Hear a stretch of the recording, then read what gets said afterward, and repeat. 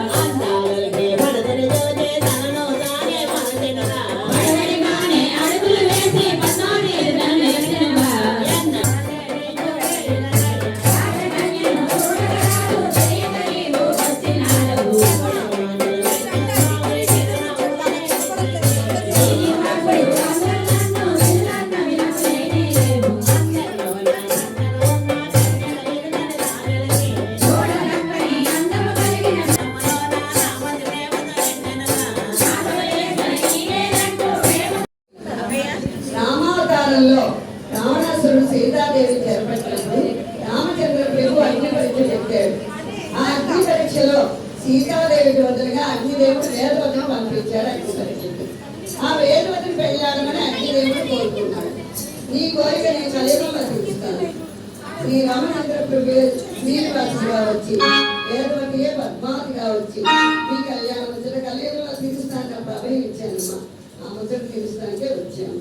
కృష్ణావతారం వచ్చేటప్పటికి కృష్ణుడికి యశోదమాత ఆలన పాలన చెట్లు ఎన్నో తీర్చుకుంది. కృష్ణ పరమాత్మ ఏమిని పెళ్లిని చేసుకున్నాడు. ఒక కళ్యాణం కూడా యశోదమాత చేతి మీదుగా చేయించుకున్నాడు. ఇదేమిటి నాయన 8 పెళ్లిళ్ళు చేసుకున్నావు కదా, ఒక కళ్యాణం చేసే భాగ్యాన్ని కూడా నాకు అందించలేదేమిటి అని ఆ బాబు అయ్యేటప్పటికి ఈ కోరిక నేను కలియుగంలో తీరుస్తానమ్మా. శ్రీ రామచంద్ర ప్రభువు కృష్ణ పరమాత్మ శ్రీనివాసుడిగా వచ్చి, వేదవతి పద్మావతిగా వచ్చి, యశోదమాత బలామాతగా వచ్చి ఈ కళ్యాణం కలియుగంలో తీరుస్తానని అప్పుడు అభయమిచ్చానమ్మా. ఆ ముచ్చట తీరుస్తానికే వచ్చాను. నువ్వేమి సందేహించగలిగి నారాయణపురము ఆకాశరాజు గారిని దేవి దంపతులతో పెళ్లి మాట్లాడి పెళ్లికి ఒప్పించి రావాల్సిందిగా కోరుకున్నాడు. మళ్ళా తను ఈ పద్మావతిని మళ్ళా చూడాలనే ఉద్దేశంతో ఆకాశరాజు గారిని దేవి దంపతులను పెళ్లికి ఒప్పించాలనే ఉద్దేశంతో ఎరుపుసాని వేషం వేసుకొని ఒప్పించడానికి ఎరుపుసాని వేషం వేసుకొని వస్తుంది.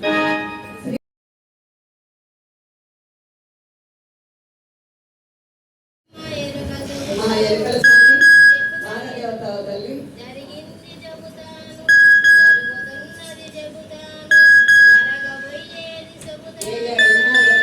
జరిగిపోయింది, జరగబోయేది, జరుగుతా ఉన్నది మొత్తం చెప్తుందట. మరి మీ పద్మావతి కోసం కేకేస్తే వస్తుంది. మరి లేకపోతే పక్క బజార్కి వెళ్ళిపోతే పక్క ఊరికి వెళ్ళిపోతే తెలియదు.